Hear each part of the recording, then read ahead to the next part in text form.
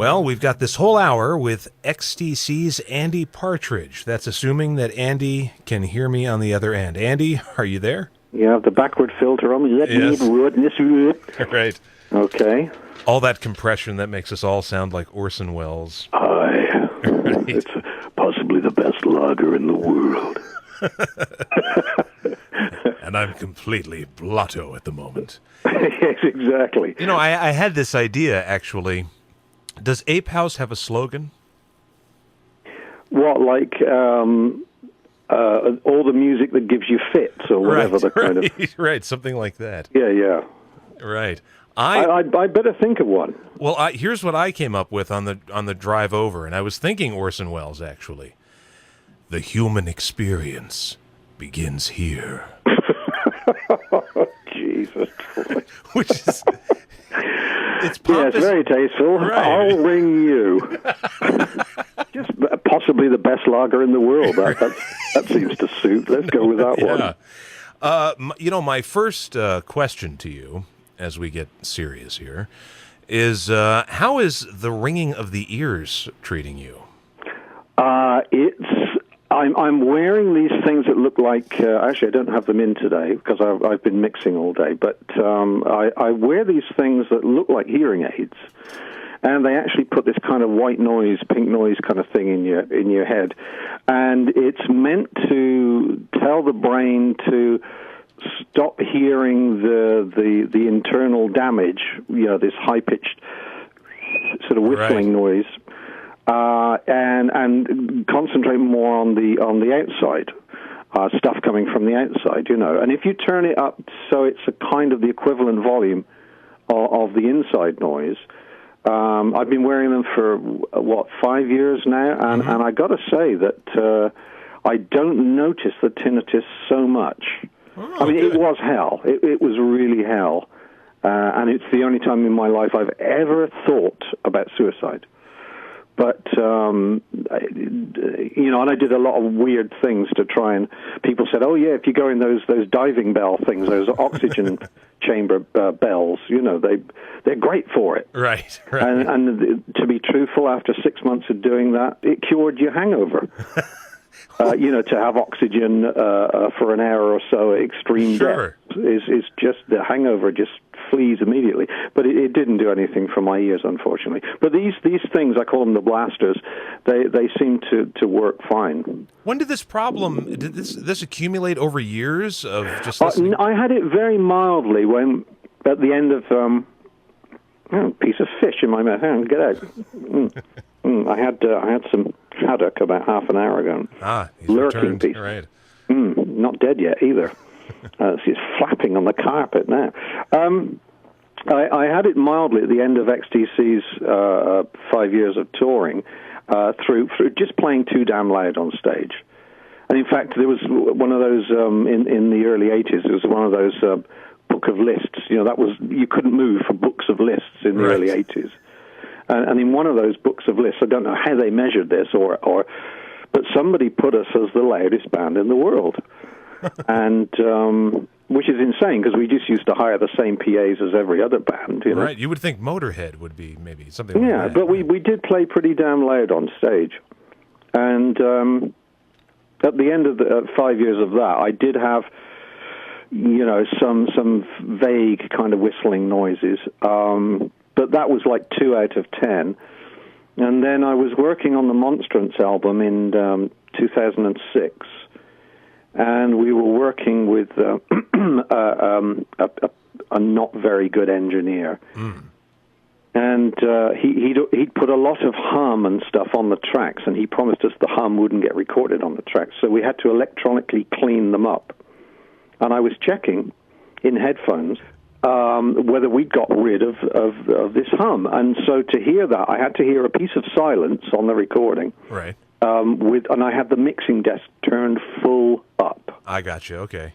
And I said, do not touch any controls, do not go near any buttons, don't do anything. Of course, the idiot could not stop messing around. Right.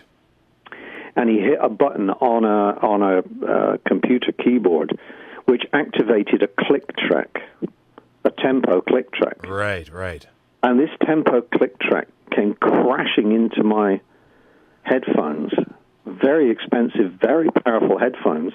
The mixing desk up was at full, you know. Mm-hmm. And I just threw the things to the floor. I was so angry. I thought, he's going to have blown these really expensive headphones. And then as, about 30 seconds later, I noticed that I just had this incredible whistling noise. And that was it, and in both ears, and it just would not go away, and you could not put your hands over your ears and stop it. And that was about 8 out of 10. If the previous tinnitus was like 2 out of 10, this became 8 out of 10.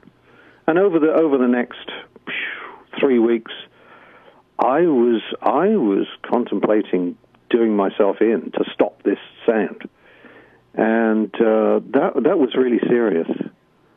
So I had to go and seek help for that. You know, go and see ear experts, and right. I found somebody really good in London who made me the blasters. Took a mold from my ear, made me these blaster things, and kind of worked partly on a sort of psychiatry level, convincing me that everything's great and you're going to get through this. You're going to start to ignore this noise, which I found impossible. How can you ignore this sound that fills 24 hours a day? You wake in the night and there it is, screaming away in your head. But she was really excellent, and I am now at the point where I still notice it occasionally. Like I'm noticing it now when I'm talking, but it's maybe 4 out of 10. Okay. So it's working. It will never go away, but you can handle it. So if there's anyone out there who suffers from this, you can get help.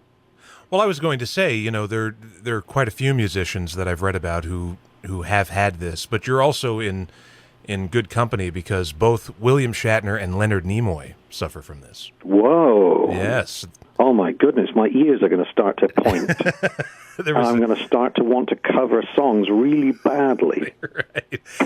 There was an... See in the sky with diamonds. Or, seagulls screaming. Kiss her. Actually, that would be a great idea. I'm surprised he hasn't covered one of your songs. Well, Someone get Peter him on the Sellers phone. was still around. We could get him to do it. Actually, years ago, I really wanted to do an album of, when we were still signed to Virgin, I really wanted to do an album of XTC's material covered by a brass band, a marching band. Oh, okay. Sort of like your version of Thrillington. If you remember that. Is that that's a McCartney thing? Yeah, I've never heard it. Yeah, that's his big band version of the Ram album. Oh, okay. Well, I'm glad I didn't go anywhere near it. Okay, forget it. But a marching band, that would be pretty interesting, actually. I just thought that because I used to work in a record store years ago, and for every kind of rock or pop album we sold about 3 albums of brass bands, of marching bands. And what did these people look like who came into the shop to buy the brass band? Oh, well, the word inbred kind of comes to mind. And I thought some of our songs would make great marches, actually. Kind of Sousa type things. In my head, I'm thinking I'm hearing the brass band version of Merely a Man. I could hear it. Ah, I thought Into the Atom Age would be a great one. Yes. Real rouser. Dun, dun, dun, dun, dun, dun, dun.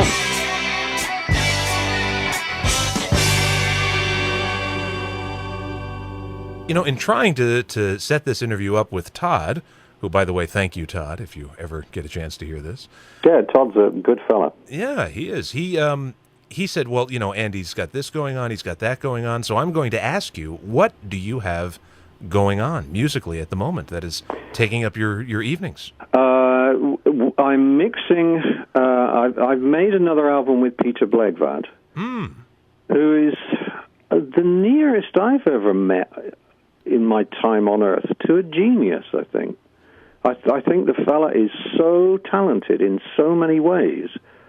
I mean, his words are amazing. His art is fantastic. I don't know whether you have ever seen his comic strip Leviathan. I have not. Oh, it's wonderful. You can get a lot of them collected into a book now, which is, I think it's probably called The Book of Leviathan. Hang on. You go over here. I think there's a copy over here. It's in the Old Testament, sounds like. Yeah, The Book of Leviathan, exactly. No, there's less smiting in his. Oh. There you go. It's called the Book of Leviathan, and he's a cartoonist. He's a great poet. He writes really interesting songs. He draws beautifully. I mean, he's the nearest I can honestly say that I've rubbed shoulders with in the Genius League, because I don't think I've met many musicians that I would call genius. I think that word is bandied about far too easily. Yes, that's true. And most musicians are just cretins as far as I'm concerned. They're not, even ones that people say, oh, genius. Oh, come on. I'm not naming any names. Right. There's a few. Now, you've got that, but is that the only current project, or do you work with everybody that you put out on the Ape House? No, I don't work with them. I mean, it just sort of happens that because Ape is run on a not mega budget, it's I started Ape up with £50,000, mm-hmm. which I've lost many times over. I have to stop losing money with Ape. I mean, what a stupid thing to start in the day and age that everyone just steals their music off the net. Hey, let's start a record company. Well, you're a hopeless romantic. Yeah, I just love music, and even more than that, I love the packaging it comes in. I'm just a package slut. Yeah, and I'm the same way. It's frustrating, especially when I speak to younger people. Well, they've never known the right. the almost sexual joy of a gatefold sleeve. It is. Which is the widescreen version of.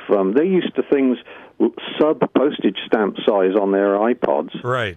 And no, get your face into a gatefold, so that's all you can see, like a super large widescreen film, And then stare at it. Then stare at it, then put vinyl on, which is without doubt the best medium for carrying music. Last year I heard some shocking statistics.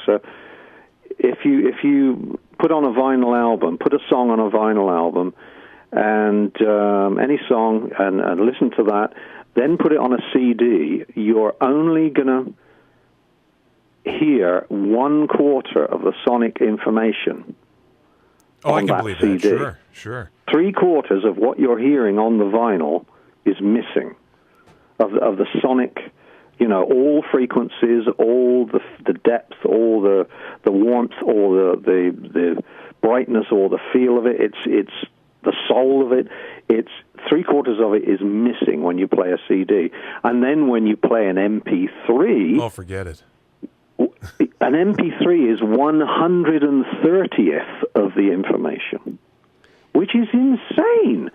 So 129 parts of that music is missing from if you hear it on vinyl. And vinyl is as near as you're going to get to how it sounds in the control room, how the band wanted it to sound. Well, here's the strange thing about our culture today, especially when it comes to listening to music or anything. When it comes to television, have you noticed everybody wants the biggest widescreen TV? They want high def. They want, the absolute best possible picture they can get. And when it comes to music, they've gone the opposite direction. Yeah, they're the smallest, crummiest speakers. They're downloading things that are, 129 parts of that. I don't know what that is percentage-wise. Somebody can work that out.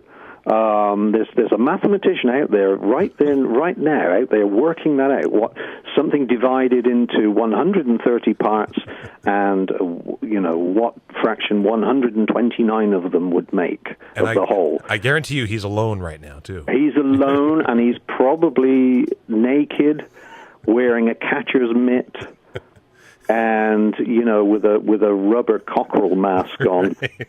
With some sort of really sugary breakfast cereal sellotaped to his crotch, that kind of thing. But he's already worked that out.